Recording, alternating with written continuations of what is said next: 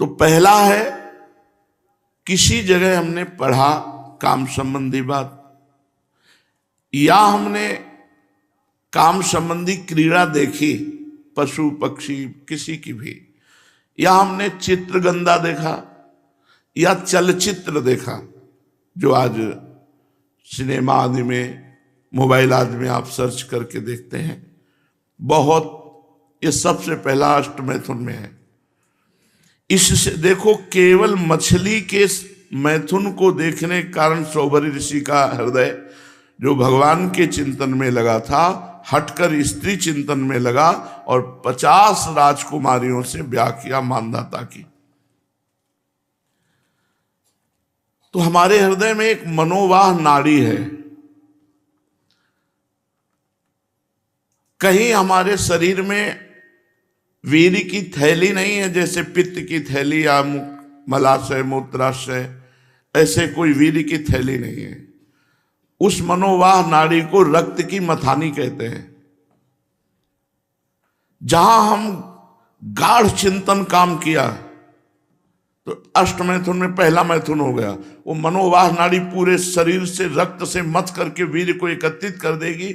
अब वो शौच के समय, जहां शौच में ताकत लगाए तहां वो निकल जाएगा, या स्वप्न के समय, रात्रि में सोते समय निकल जाएगा। बहुत इस सुनने लायक बात है, इसको यह न समझा जाए कि सांसारिक बात। इसी में आज हमारी पीढ़ी नष्ट हो रही है। तो उपासक को अष्टमैथुन में पहले मैथुन का त्याग करे।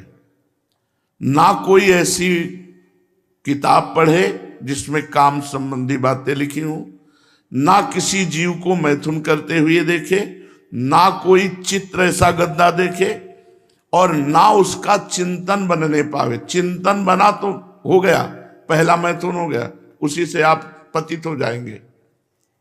भगवान ने गीता जी में कहा, ध्यायतो विषयान पुंसान संगास्तेषु उपजायते, संगात संजायते कामा, कामात क्रोधो विजायते, क्रोधात भवति सम्मोहा, सम्मोहा स्मृति विभ्रमा, स्मृति भ्रंशात बुद्धिनाशो, बुद्धिनाशात प्रणश्यति सर्वनाश।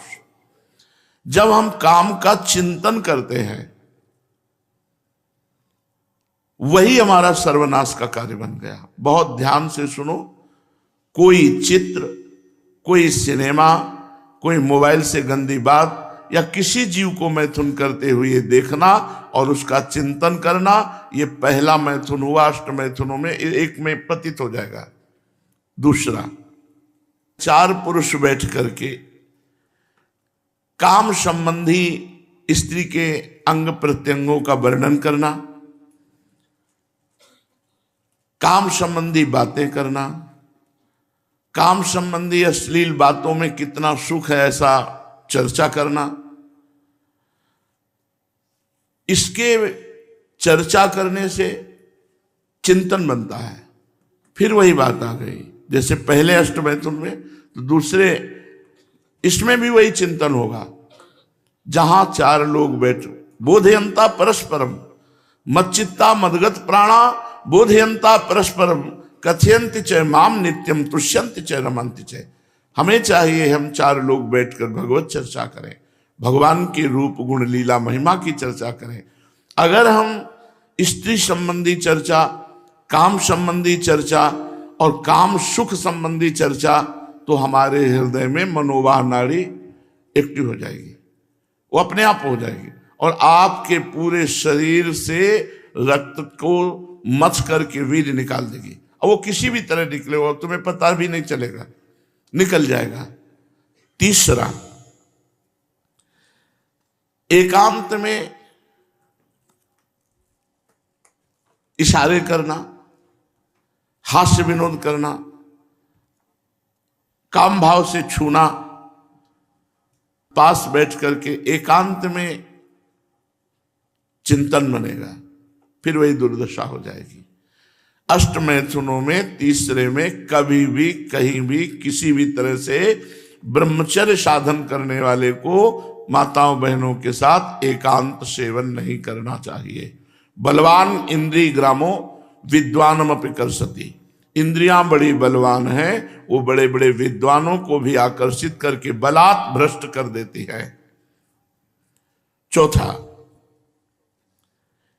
एकांत से किसी स्त्री को चोर दृष्टि करते हुए काम भाव से देखना।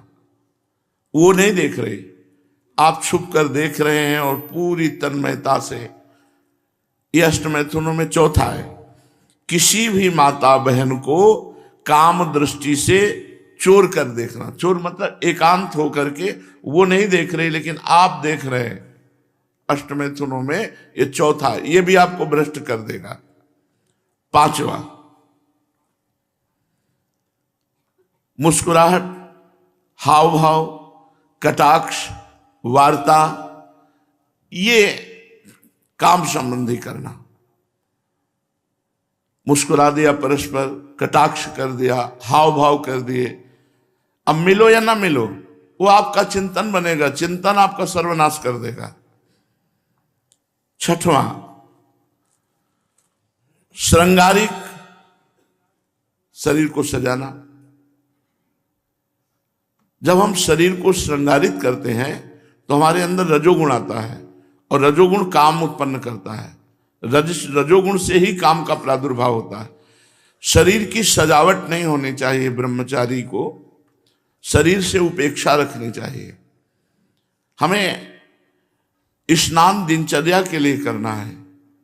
वैष्णव श्रृंगार प्रिया प्रीतम की सेवा के लिए करना है। प्रभु की प्रसादी माला, प्रभु का चंदन, प्रभु की चरण रज, प्रभु का प्रसादी इत्र, प्रभु का प्रसादी उच्छिष्ट, यही हमारा जीवन है।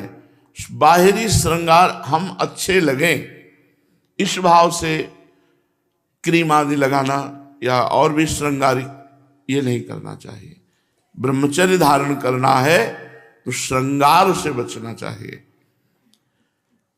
उपन्यास, समाचार, नाटक, अश्लील दृश्य, ये आपको कल्पनाओं में भटका देंगे।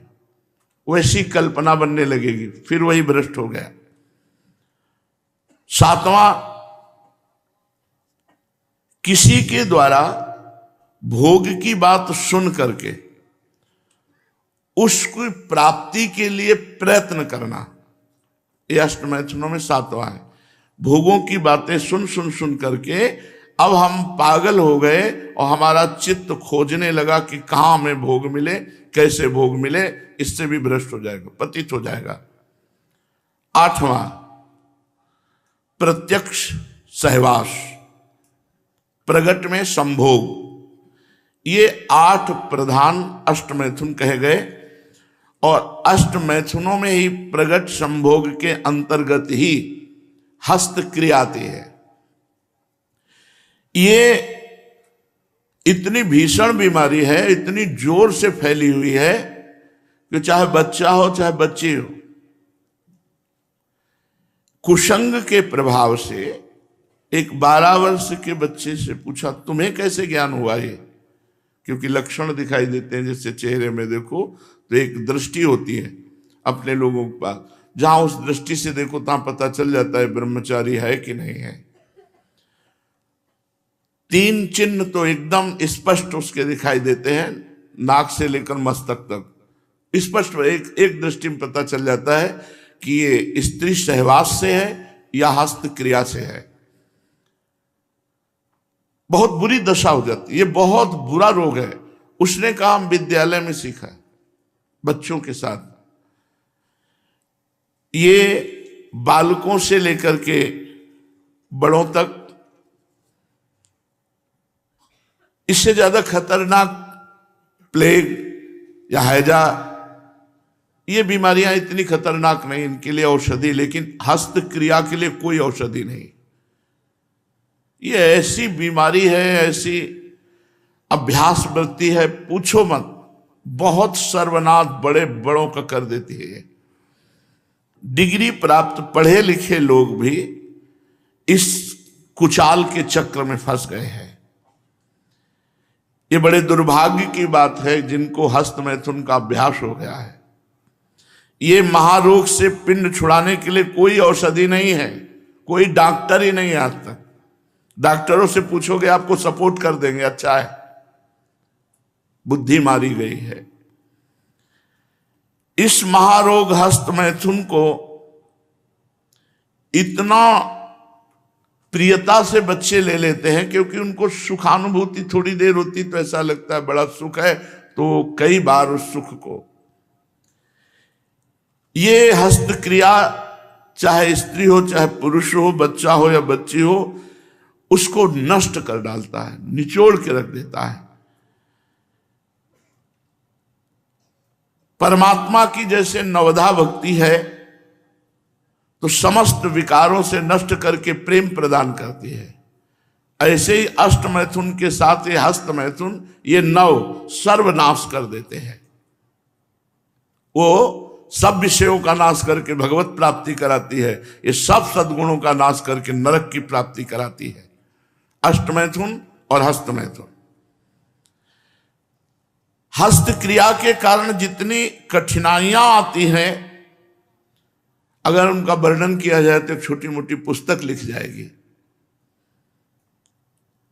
यहां थोड़ा वर्णन करते हैं कि जैसे जिस लकड़ी में घुन लग जाए तो लकड़ी केवल ऊपर दिखाई देगी, बका पोली हो जाती, उसमें कोई दम नहीं रह जाती। ऐसे वो बालक, वो जवान, वो पुरुष या स्त्री हो जाता है जो हस्त क्रिया करता है, बिल्कुल खोखला हो जाता है। इसी को अंग्रेजी में मास्टरबेशन कहते हैं। इसमें सबसे बड़ी घातक बात यह है कि वो गृहस्थी लायक नहीं रह जाएगा, संतानोत्पत्ति की क्षमता का नाश हो जाता है। ऐसे हमें मिले, बहुत से लोग मिले।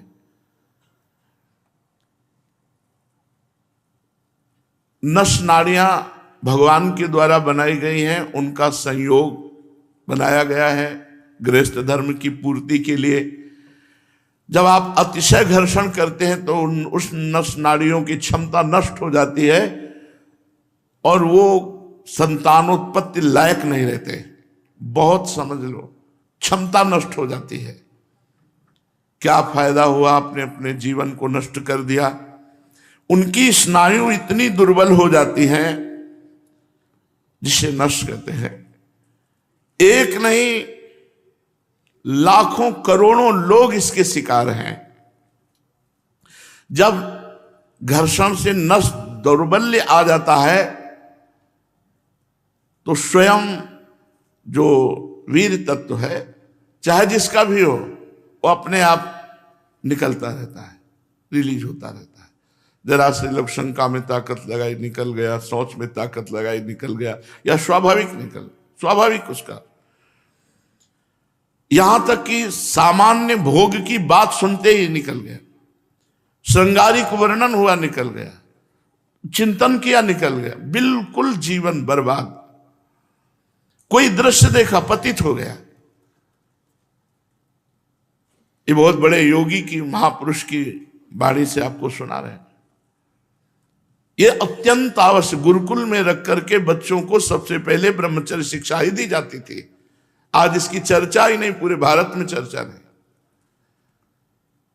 क्योंकि कैसे इसकी चर्चा के बिना, इसको संभाले बिना ना अध्यात्म बनता है न व्यवहार बनता है। अति घर्षण होने के कारण इतना पतला वीर शक्ति हो जाती है कि उसमें संतान उत्पत्ति करने की क्षमता ही खत्म हो जाती है। शरीर के भीतर मनोवाह नाम की एक नाड़ी है। इस नाड़ी का पूरे शरीर से संबंध है। काम क्रिया नहीं, काम भाव आते ही वो एक्टिव हो जाती है और पूरे शरीर को मथ करके सप्तम धातु को नष्ट कर देती है। नस नाड़ियां कांप उठती हैं जिस समय पूरे शरीर का मंथन वो करती, वीर का घर्षण आकर्षण करके बाहर पूरी नस नाड़ियां, पूरे शरीर, उसी को वो आनंद समझता है, नाश को आनंद समझता है। सोचो, जिसके निकालने में तुम्हें ऐसा आनंद लगता है, उसको रोकने में कितना आनंद होगा। सब शरीर की नस नाड़ियां कंपायमान हो जाती हैं। शरीर में दो प्रकार के रक्त, एक सफेद और एक लाल। सफेद में रोगों को लड़ने की, काटने की क्षमता होती है, और जब आपका शक्तिपात होता है तो सब सफेद रक्त उससे नष्ट होता है, आपके रोगों की लड़ने की क्षमता खत्म हो जाती। थोड़े ही दिनों में धातु दौर्बल्य, sugar, blood pressure high low, स्वप्न दोष, मधुमेह आदि ये बड़े बड़े रोग हो जाते हैं। ये रोग इसी से होते हैं। जितना अधिक पुष्ट ब्रह्मचर्य होगा तो ये श्वेत कीट बलवान होते हैं, इतने बलवान हो जाते हैं कि विष को भी पचा जाएगा। श्वेत कीट अर्थात ब्रह्मचर्य ना निकले तो उसमें इतनी क्षमता होगी कि वीर भी अगर वो पुष्ट होकर के मजबूत हो गया तो विष चला जाए तो वो भी उसको मार नहीं सकता, इतनी क्षमता ब्रह्मचर्य में है।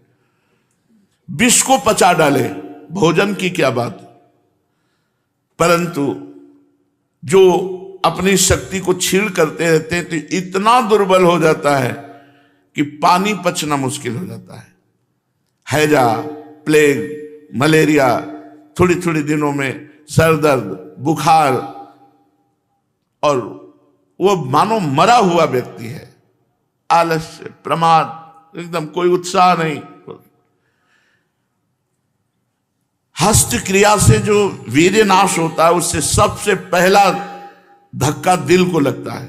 दिल का कमजोर आदमी, स्मृति शक्ति नष्ट होने लगती। क्या कहा था, क्या सुना था, क्या कोई कार्य था, सब विस्मरण होने लगता है। एक ब्रह्मचारी हैं 85 वर्ष के, किस तारीख को कितने घंटे में किस मिनट में कौन सा महीना पूरा सब अभी याद है। 50वां वर्ष का, तुम अमुक तारीख को अमुक घंटे में अमुक दिन में अमुक जब समय पैदा, उनको कुंडली की जरूरत नहीं, सब स्मृति कितने। वृद्धावस्था में तो स्मृति नष्ट हो जाती, और ब्रह्मचारी हर स्मृति एक एक बात की स्मृति। शरीर नाड़ियां उभर आती, नस नाड़ियां शरीर में हल्का पीलापन आने लगता है चेहरे पे, दिमाग की स्नायु बिगड़ने लगती है। अधिक करने वाले हस्तमैथुन के अपस्मार, पागलपन, दिमाग कंट्रोल में नहीं रहता, चिड़चिड़ा स्वभाव, क्षण में क्रोध, बस लड़ जाना, एक जीवन बर्बाद। और पक्षघात,